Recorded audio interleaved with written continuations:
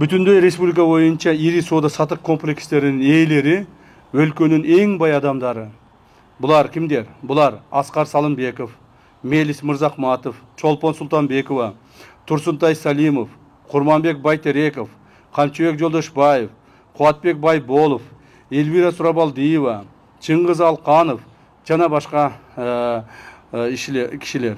Бул иштен чоң киреше алып алыша тургандыгы баарыбызга белгилүү. Ушул базар ээлери республикабыздагы акыркы 30 жылдан бери ушул базарларды кармап келе жатышат. Жана ушул базарлардан эбегейсиз чоң байлыктарды топтошту. Мына бүгүнкү күндө ошол байлыктарды топтоп отурушат. Ошол эле мезгилде мамлекетке болгон мамилесин булар өзгөрткөн жок. Мамлекетке болгон, коомго болгон, ошо колдорунда иштеп аткан сатуучуларга болгон мамилесин өзгөртпөстөн, дагы деле ошол байлыкка тойбостон байлыктын артынан түшүп келе жатышат. Ошонун себебинен мына кечээки митингдерде ошонун себебинен болуп атат.